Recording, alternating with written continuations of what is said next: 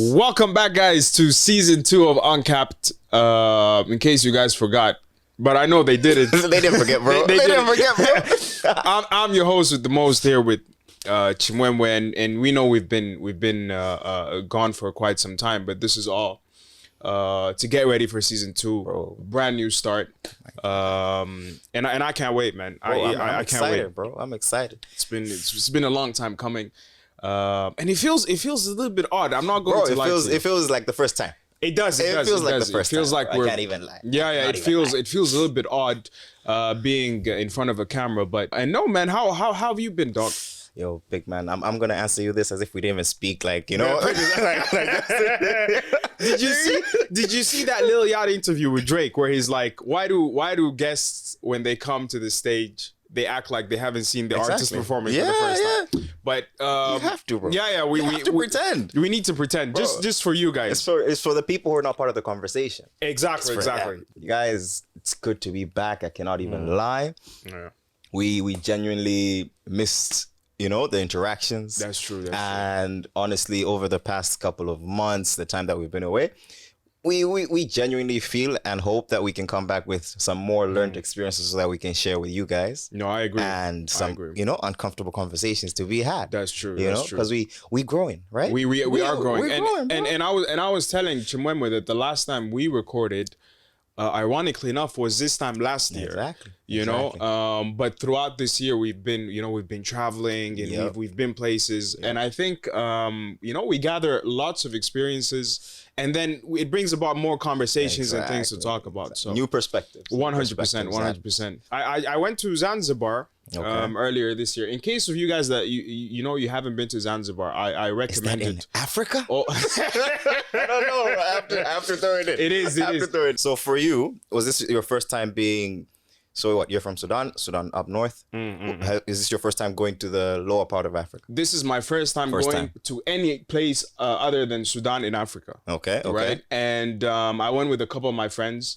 And I've heard a lot about Zanzibar before I had gone, but once you go, man, it's different. It's completely different. The people over there, you'd be surprised that with the capabilities of the country, and because it's a fairly it's not a rich country, right? Yeah. But the happiness that people have, or that they can, vibes. People are dancing, and Hakuna Matata is a real thing over there, right? Like you're just there, everyone is no worries, everyone is just living their best life, and I'm like, because we live here in Dubai, right? And you see all these bridges and all these skyscrapers and things all these moving. Exactly, but for them, it's just the simplest things, and no, I was very pleased by my trip there. I would recommend you guys. How many days were you gone for? It was 8 days that we traveled. I think we covered the entirety of Zanzibar. Yeah, the entire island. That's where we started somewhere and we finished somewhere else. All right. Let me ask one question for the viewers. One lesson which you came back with from Zanzibar. Be content, regardless of what you're going through, right? Because once it's very eye-opening. Once you go and see the circumstances of, I'm not shading Zanzibar or anything, but like the infrastructure, how the roads are, you would think, how could someone be happy living in a place like this? But they genuinely make the most of what they have, and just be content with the be grateful, be content. I think these are the two lessons that I take on board. Even though I asked for one, it's fine. You can give me two. You can force two. But you've been to you went back home, right? I went back home, bro. How was it? So since 2018, went back home last year. Yeah, for a month. And you haven't seen the family I haven't seen the family. No, but I did. We traveled. So 2019, I believe, we traveled just before COVID. Okay. We went to South Africa. That's where we met. Like my brother was there and we just chilled for a good week or so, like a couple of days. But since then, I wasn't able to see them because COVID happened. These guys, they were meant to come through for graduation. It didn't happen. Right. Then I'm like, all right, cool. Yeah. I was like, yo, I have to. We need to set this up. Yeah. Come through. So the whole of, was it August? I was home. Yeah. August is very significant because that's when I think most of the schools are on holiday. So my sister was home. My brother had finished. So everybody is literally at home chilling, right? And man, I'm telling you, I loved you, bro. Every single moment. Like, for the obvious reasons, because one, like, bruh, I haven't been home in a minute, so obviously being home, getting to eat that local food, you know, like that's the stuff I love so much, right? Getting to see my grandparents, like, you know, everywhere you go, you're like, foreigner, you know, like, not really. Small things whereby, if in terms of my own behaviors, where I want to use a cab here and there, I mean, like, but the metro is there. I can still use the metro. Sir, it's a small shift. But at the end of the day, you come to realize, like, dude, the reason being, you know, back home, your value for money is a lot more as well. And here, I came back with that, like a reminder, like, yo, dude, you're broke. You know, you're broke. Like, certain things are unnecessary expenses, and just, like, relax, man. Like, so the small things, I would say that was like my lesson coming back, or a refresher that, yo, dude, you know, you're here, but at the end of the day, you know, I maybe a reminder that Dubai, people come and go, but also, bro, you still have to save. You still have to be responsible. You can't just get caught up in the whole lifestyle of, the flashy lights and whatever. I agree. I completely agree. Especially because in Malawi, we don't have electricity. You don't have flashy lights? Like, when I'm passing my shakes, like, doesn't it bother me, bro? Me, I'm seeing there's a tree with electricity. Why? Why? This is at 1 a.m. There's no one who can see. Switch it off. You know? But it's okay, bro. Like, what am I to complain, right? No, but that's great. You know, we got to refresh, and now we're back. Okay, so with regards to what we've been going through across the previous year, and this year, Chims and I, we've been having a interesting conversation regarding New Year's resolutions. And it's one of those things where he's on one side of the table, no pun intended, and I'm on the other side of the table. Chimu, what is your take on New Year's resolutions, generally speaking? Bro, generally, I respect it, fine, right? Okay. But I still take it, you know how I feel, bro. I say it's laziness. It's laziness. It's laziness, bro. Like, I get it. You know, it's a psychological element of, okay, new year, new beginning, and therefore you're more inclined to stick to whatever you want to do. But end of the day, bro, you can wake up tomorrow and it's a new day. You can literally decide to stop whatever you're doing and then start.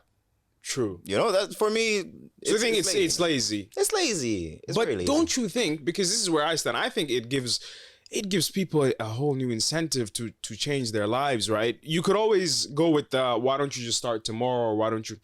But there is something nice about having a clean, new, fresh start.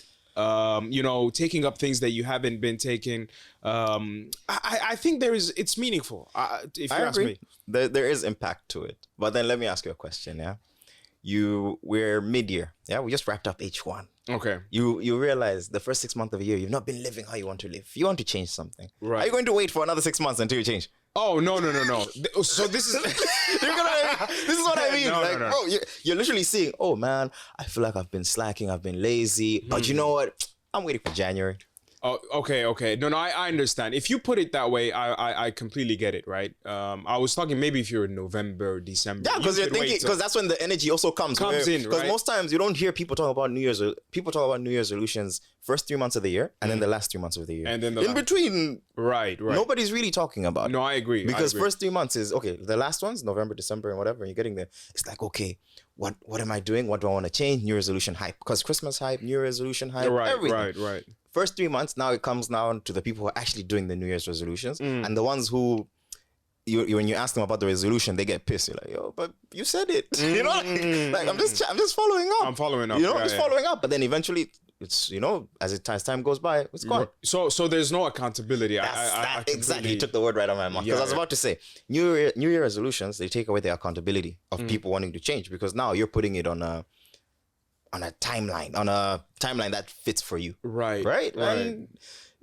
you can easily just decide, man, if depending on how serious this thing is that you want to change, you wake up and you be like, yeah, man, let me fix this. Right. I'm not saying it's that easy. I'm not saying it's an easy thing, like, you know, if you're smoking, if you're procrastinating, it can be anything, right? I'm not saying you just wake up tomorrow and you change, but it depends on yourself. Is your reason important enough? Is your reason big enough for you to actually say, yo, you know what? I'm tired of living like this. Let me now fix it. And then you work on it. Right. And it's you have to also anticipate the possibility of ups and downs, right? Like, bro, you're going to start and you fall off. It's like if you go to 100%. gym, 3 weeks you're consistent, and then 1 week all of a sudden something happens. It's not a bad program you're on, right? That's it's not true. a bad routine. It just means, bro, okay, take a step back. How are you gonna fix it? And then you work on it. But people want perfection. No, I agree. I mean, for me, because when I'm setting out New Year's resolutions, usually on December, the last week, I'm not even kidding, I put a detailed plan for how I want to how I want these resolutions to take place. You need to give us an example after you're done with that. No, for sure. I mean, let's say going to the gym. I mean, that's the most common example, right?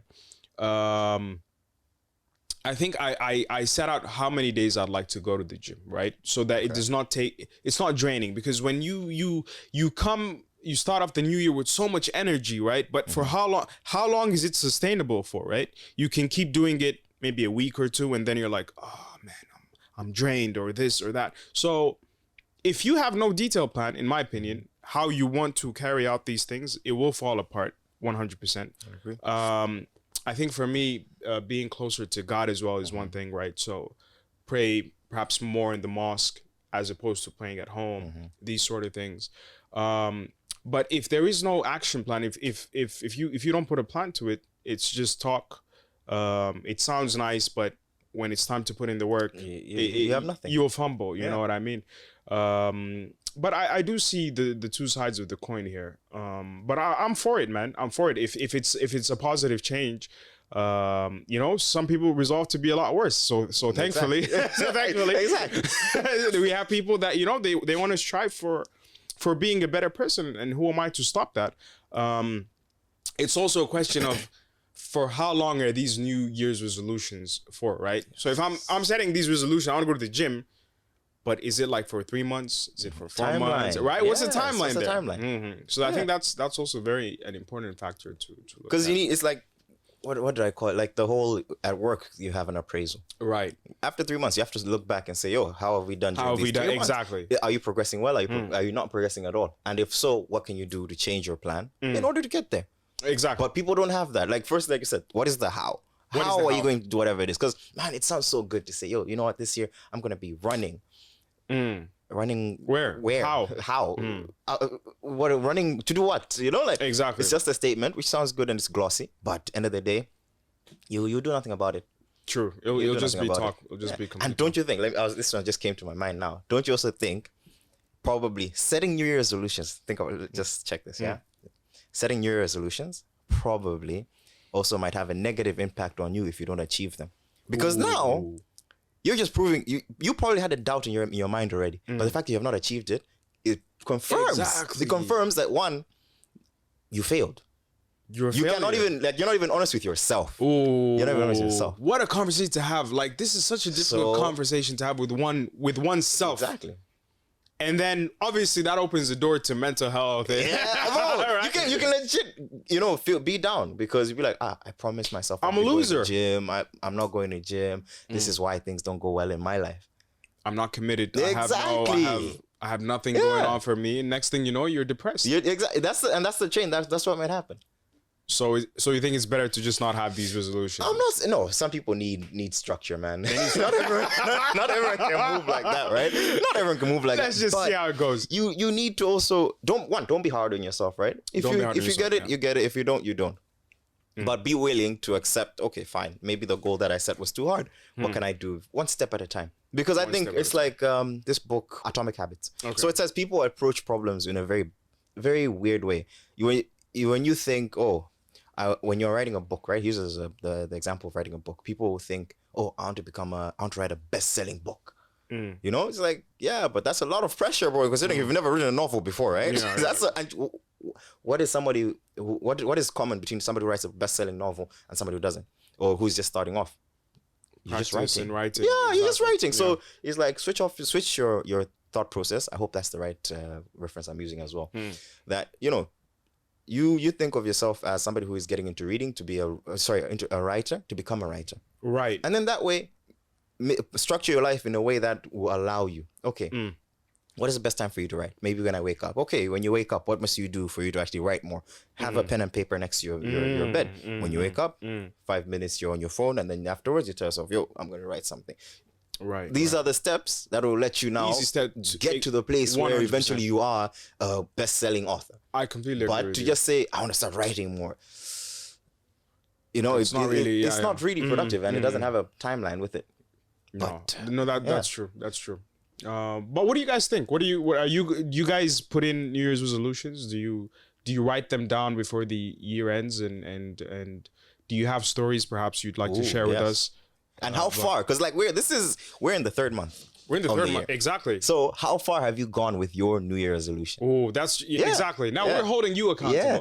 So how about that? Yeah, I have none, so I have nothing. Oh, you don't have resolutions? I do, bro. I've got the general resolutions of, okay, I want to go to the gym more. Like, I have an idea of the goal of where I want to Okay. be, right? Because obviously, there's certain things which I know I'm not doing more of.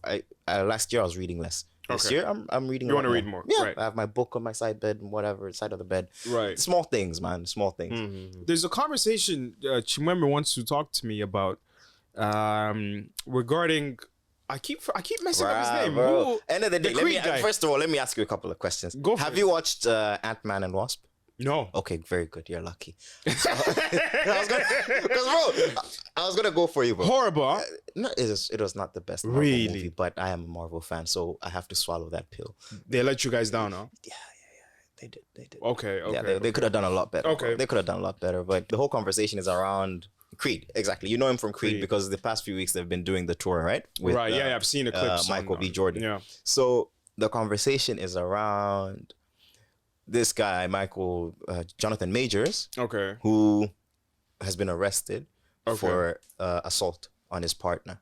Like their pictures, apparently. Like I'm also just getting the story here, bits and bits on like TikTok and whatever. Okay. I'm yet to go do a deeper dive on YouTube.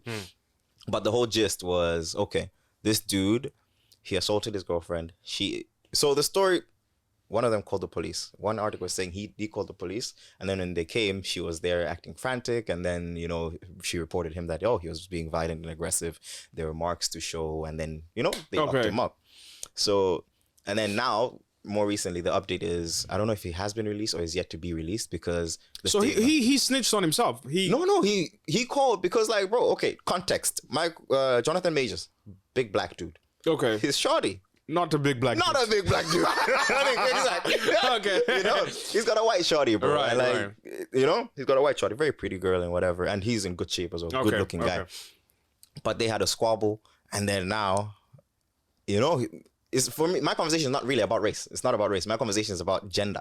And the idea that the shorty, this guy called the police probably just to get ahead of it because he's like, yo, this girl, if she says something, I'm in trouble. Right. Like, because, bro, anything happens now, who's going to be... Imagine a big dude like him saying, oh, no, I got beat up. Felt some type of way. Right. Even anyone walking in would be like, sir, we don't buy it. You've been in Creed. You're a boxer. Yeah, you're like, bro, you're huge now, right? Yeah. So obviously you don't believe it. So now more recently, they're releasing it because they say he's the one who made the call. And he has evidence also outlining previous abuse from the shorty towards him.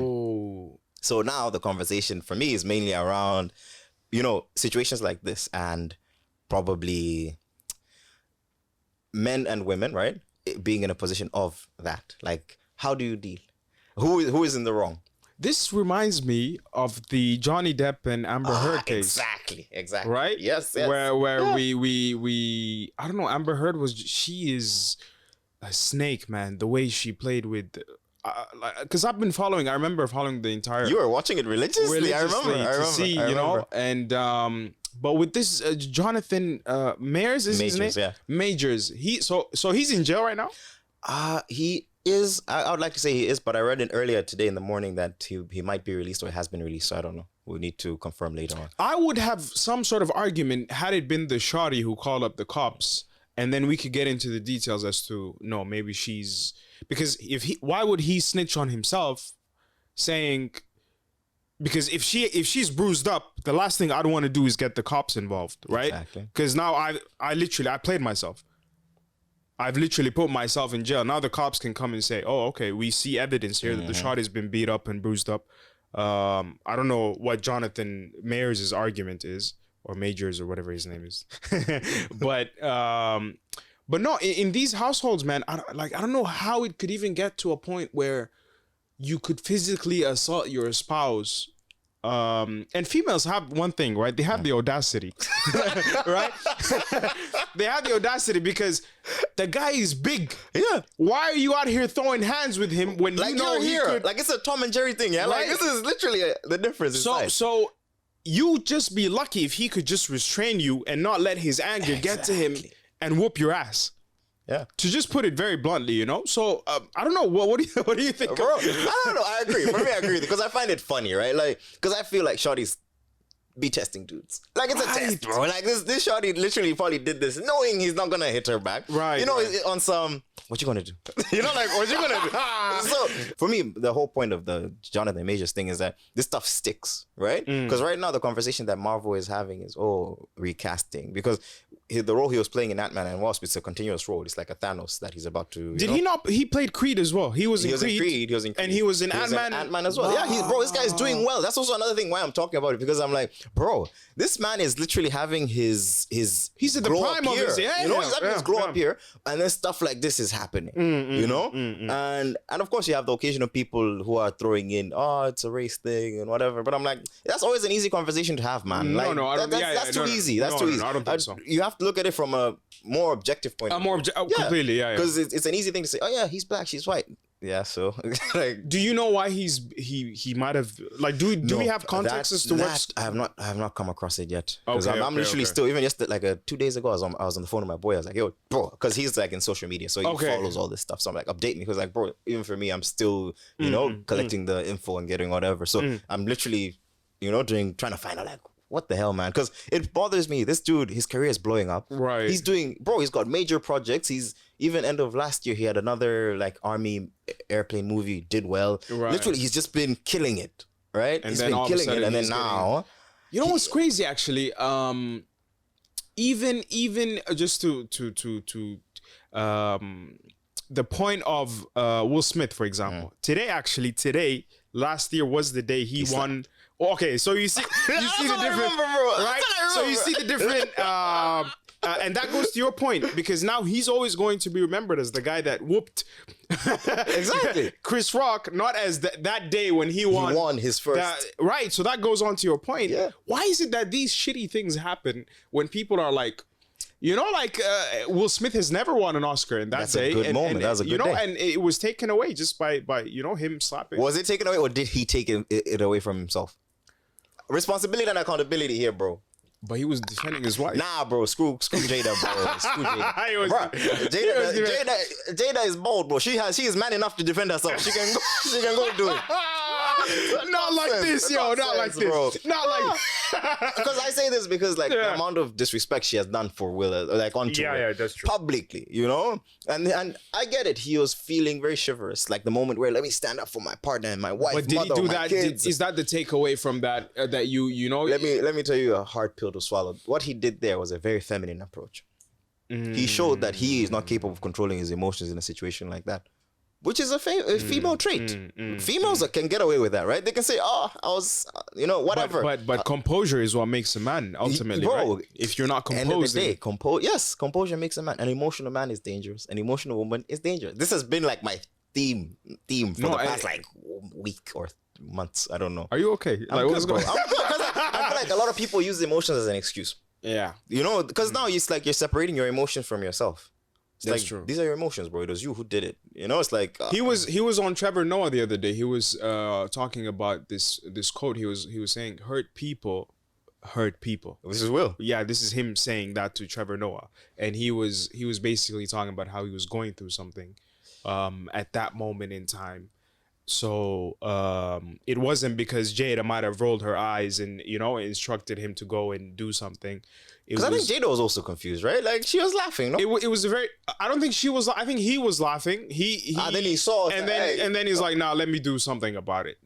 And had it been Dwayne the Rock, not Chris Rock, I don't think he would have. Exactly. You know what I mean? Yes, he knows, and that's what Chris did in his stand-up. He was talking about people that. I forgot the theme of the stand-up, but it was basically I forgot the name, man, but people that choose who to take out or who to dish out their anger on. Exactly. Right? He practices selective anger. I think that's what it was, right? Selective anger. And he put it out on Chris Rock. and he knew he could get away with it. And you know, surely enough, he was rewarded with the best male performance, whatever. Which I don't think. Did Chris Rock give it to him? The what? The award? Was it Chris? No, he wasn't him. He wasn't presenting. No, he wasn't presenting. Hell no. He didn't even apologize to Chris Rock that night. He was like, I'm sorry to the Academy. I'm sorry to this and that. But he never apologized to Chris Rock. And Chris Rock waited 1 entire year, you know, and he got Netflix money now. Right, now he's rolling out the jokes, bro. Now he's rolling out the jokes. And just quickly on the stand-up, I think he destroyed Will Smith. He did well. That occasion. He did well, man. He destroyed him. He did very well. You know, I liked it. Yeah, it was funny. It was very powerful. It was very funny because I'm like, and he addressed, the thing is, he didn't only address the hitting. He addressed actually like a lot of other, you know, topics. There was a general topic. Yes, fine, we understand that it's coming for Will Smith, but he's also talking about men and women in general and men who are not able to deal. Right. Would you have reacted the same way as Chris Rock? Not as Will Smith, as Chris Rock? Chris Rock. Or would you be out there embarrassing the entire black community? Bro, screw the black community. Like, same way you say, bro, I'm not a representative of the black race, my guy. Right. I do not have, Jesus died for me. Why should I die again? Right. Bro, it is not my place to come and be an evangelist. So you would get into an altercation. Tit for tat, bro. Like, it's going on. But I guess I cannot speak on what I might do or I could do, but I'll probably be confused. I'm not going to lie. Because that's the last thing you'd expect. You know, because I'm thinking my first assumption would be this dude's walking up to me, he's coming to dap me up. You know, like, he's going to be like, yo, my guy. Because that's what he thought he was. Yeah, that's the first time. I wouldn't think somebody's in front of all these people is coming to square up. Exactly. Like, no. And these are millions. This is the grandest stage and people of are watching. It's being streamed live. If I was thinking that, then I would also be messed up, right? Like, imagine now if I had that mindset, oh, he's coming to attack me. That means I'm also ready for war. I'm ready. I'm also ready. So it doesn't work, man. So I probably would have been in shock, man. I probably would have just like, you know, who knows, laugh it off and then later on be like, yo, we're finding this guy outside. Yeah, you know, that's like, true. That's true. It's on site, you know. And you mentioned Will Smith reacting in a feminine way. I think it doesn't get any more masculine with composure the way Chris Rock conducted himself. He was shaken up, you could tell. Yeah, you could tell. Because now he continues speaking, right? He continues speaking, yeah. And I'm like, yeah, that's not easy, bro. Yeah. That is not I wouldn't want to be in his position. And no amount of sorry could make me unfeel the way I felt on that night. Because now it's impacting your ego, bro. You've been smacked in front of the whole world, bro. And Will Smith is so lucky he didn't clap back with, because Chris Rock, I thought for a moment was ready to throw out 20 jokes. Right then and there, bro. I bet he had them. He did have them, bro. But he played it off well. Because now he comes off as the bigger person and the winner. 100%. Even if he's doing a special now and people are like, Chris, why are you not making... 1 year, you think he's not allowed to make a joke? No, he was hit. His approach. Bro, he can make as many jokes as he wants. I completely agree. It would have been messed up if a day later now he continues on the Jada. Fine, but come on, guys, it's been a year. No, what do you want from him? He deserves to he needs to vent. Yeah, he needs to vent, man. I agree.